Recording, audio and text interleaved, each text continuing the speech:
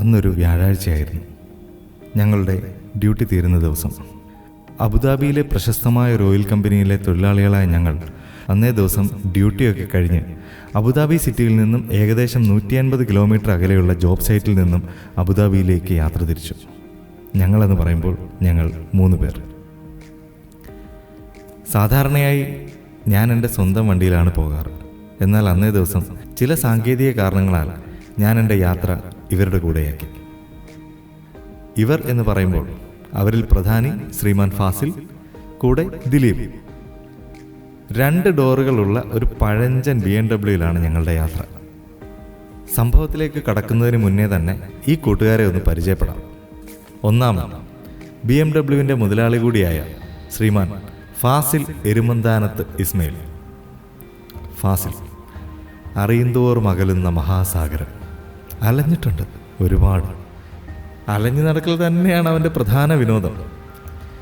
കാറുകൾ എന്നും അവൻ്റെ ഒരു ദൗർബല്യമായിരുന്നു. കാറുകളെന്ന് പറഞ്ഞാൽ അതിൻ്റെ ബ്രാൻഡ്, മറ്റ് പ്രത്യേകതകൾ, എൻജിൻ സംബന്ധമായ കാര്യങ്ങൾ എന്ന് വേണ്ട അതിൻ്റെ അണ്ടകടാഹം വരെ അരച്ചു കലക്കി കുടിച്ചിരിക്കുന്ന ഒരു മഹാവിദ്വാനാണ് ടിയാൻ. രണ്ടാമൻ ദിലീപ്.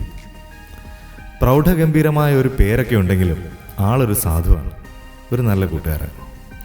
ഇവരുടെ ഒപ്പം മൂന്നാമനായി ഞാൻ. ഈ ഞാൻ എന്ന് പറയുമ്പോൾ എൻ്റെ നാമധേയം ഹരീഷ് എന്നാണ്. അടുക്കുംതോറും അകലുന്ന മഹാസാഗരമൊന്നും അല്ലെങ്കിലും ഞാനും ഒരു എളിയ കലാകാരനാണ്. അങ്ങനെ ഞങ്ങൾ 3 കൂടി ആഘോഷമായി അബുദാബി സിറ്റിയിലേക്ക് യാത്ര തിരിച്ചു. നോക്കെത്താ ദൂരത്ത് പരന്നു കിടക്കുന്ന മരുഭൂമിയിലെ വിജനമായ പാതയിലൂടെയാണ് ഞങ്ങളുടെ യാത്ര. വഴിയിൽ അങ്ങിങ്ങായി എണ്ണക്കിണറുകളും കാണാം. ദീർഘമായ യാത്രയാണ്. ഏകദേശം 1.5 മണിക്കൂർ എടുക്കും. അങ്ങനെ പലവിധ കാര്യങ്ങൾ ചർച്ച ചെയ്തും തമാശകൾ പറഞ്ഞും ഒട്ടും തന്നെ വിരസതയില്ലാതെ ഞങ്ങൾ മെല്ലെ നഗരപ്രാന്തത്തിലേക്ക് അടുത്തു. പെട്ടെന്നാണ് ഞങ്ങളെ 3 ആശങ്കയിലാഴ്ത്തിക്കൊണ്ട് അത് സംഭവിച്ചത്. അതുവരെ വളരെ ശാന്തമായി ഓടിക്കൊണ്ടിരുന്ന BMW-ന് എന്തോ ഒരു തകരാറ് പോലെ. പിൻസീറ്റിലിരിക്കുന്ന എനിക്ക് കണ്ണാടിയിലൂടെ ഫാസിലിൻ്റെ മുഖത്തെ പരിഭ്രമം കാണാം. വണ്ടിയുടെ ശബ്ദത്തിൽ പ്രകടമായൊരു വ്യത്യാസം അത് ഞങ്ങൾക്കും അനുഭവപ്പെട്ടു. പൊടുന്നനെ ഘനഗാംഭീര്യത്തോടെ മുരണ്ടു പാഞ്ഞുകൊണ്ടിരുന്ന കാറിൻ്റെ എഞ്ചിൻ നിശബ്ദമാവുന്നത് പോലെ ഒരു തോന്നൽ. ഞെട്ടലോടെ ഞങ്ങൾ ആ സത്യം മനസ്സിലാക്കി. ആ എഞ്ചിൻ നിത്യതയിലേക്ക് അടുക്കുകയാണ്. ഫാസിലിൻ്റെ മുഖത്ത് രക്തമില്ല. ദിലീപിൻ്റെ കണ്ണുകളിൽ ഭീതി നിഴലിച്ചു. അവരുടെ പരിഭ്രമം എന്നെയും വാരിപ്പങ്ങുന്നു.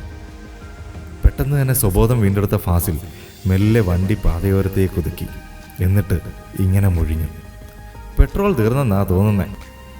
എന്നിട്ടൊരു വളിച്ച ചിരിയും പാസാക്കി. എൻ്റെയും ദിലീപിൻ്റെയും മുഖത്തെ ഭീതി നിരാശ കലർന്ന അമർഷത്തിലേക്ക് വഴിമാറി. 2 പേരും തെല്ലൊരു പുച്ഛത്തോടെ ഫാസിലിനെ നോക്കി. വണ്ടിയുടെ അണ്ടകടാഹം വരെ അരച്ചു കലക്കി കുടിച്ചിരിക്കുന്ന ഈ വിദ്വാന് പെട്രോൾ ഒഴിച്ചാലേ വണ്ടി ഓടൂ എന്നുള്ള അടിസ്ഥാന തത്വം പോലും അറിയില്ല. ഒരു നിമിഷത്തെ നിശബ്ദത. അടുത്തതെന്ത്?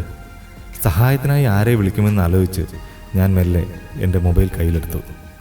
പൊടുന്നനെ റിയർവ്യൂ മിററിലൂടെ ഒരു മിന്നുന്ന വെളിച്ചം എൻ്റെ കണ്ണുകളിൽ പതിച്ചു. ഞാൻ തിരിഞ്ഞു നോക്കി. ലൈറ്റുകൾ മിന്നിച്ചുകൊണ്ട് അബുദാബി പോലീസിൻ്റെ വാഹനം ഞങ്ങളുടെ നേർക്ക് പാഞ്ഞെടുക്കുന്നു. നെഞ്ചിലൊരു മിന്നൽ പിണർ. ഞങ്ങൾ 3 ധൈര്യം വാർന്നു പോകുന്നത് പോലെ തോന്നി. അളിയ പെട്ട്. ഞങ്ങൾ പരസ്പരം കണ്ണിൽ നോക്കി. വാഹനം നിർത്തി ഒരു പോലീസ് ഓഫീസർ ഞങ്ങളുടെ നേർക്ക് നടന്നെടുത്തു. ഞങ്ങൾ 3 പേരും ഭയഭക്തി ബഹുമാനത്തോടെ തെല്ല ആശങ്കയോടെ പുറത്തേക്കിറങ്ങി. അസ്സലാമു അലൈക്കും. കമ്പനി കവറോളിലായിരുന്ന ഞങ്ങളെ 3 അടിമുടി നോക്കിക്കൊണ്ട് അദ്ദേഹം ചോദിച്ചു, വാട്ട് ഹാപ്പൻഡ്?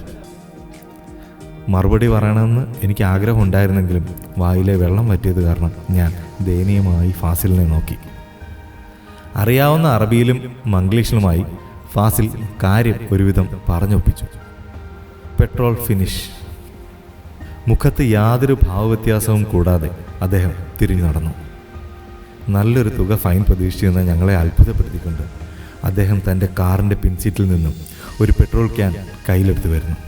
എന്നിട്ട് അദ്ദേഹം തന്നെ 5 ലിറ്ററോളം വരുന്ന ഈ ഇന്ധനം മുഴുവനും ഞങ്ങളുടെ കാറിലേക്ക് പകർന്നു വന്നു. ഞങ്ങൾക്ക് 3 ഷെയ്ക്ക് ഹാൻഡും തന്നിട്ട് അദ്ദേഹം നടന്നകന്നു. Sir, how much we need to പേ?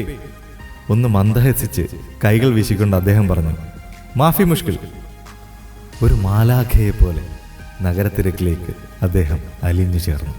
എൻ്റെ കൈകളിൽ രോമാഞ്ചം, മനസ്സിൽ എന്തെന്നില്ലാത്ത അനുഭൂതി. ഞങ്ങൾ ഒരു നിമിഷം പിന്നിലേക്ക് ആലോചിച്ചു. വണ്ടി നിന്ന് വെറും 2 മിനിറ്റുകൾക്കുള്ളിലാണ് ഇതെല്ലാം സംഭവിച്ചത്. CCTVയിൽ ഇൻഫർമേഷൻ കിട്ടിയിട്ടാണ് അദ്ദേഹം വന്നതെന്ന് ഞങ്ങളോട് പറഞ്ഞത് ഞങ്ങൾ അത്ഭുതത്തോടെ ഓർത്തു. ഈ നഗരത്തിൽ നമ്മളെത്ര സുരക്ഷിതരാണ്. ഈ ഒരു ചെറിയ സമയത്തിനുള്ളിൽ തന്നെ സഹായഹസ്തവുമായി വന്ന അബുദാബി പോലീസിനും ദീർഘദാർശനികളായ ഈ നാട്ടിലെ ഭരണാധികാരികൾക്കും മനസ്സിൽ നന്ദി പറഞ്ഞുകൊണ്ട് ഞങ്ങൾ ഞങ്ങളുടെ യാത്ര തുടർന്നു.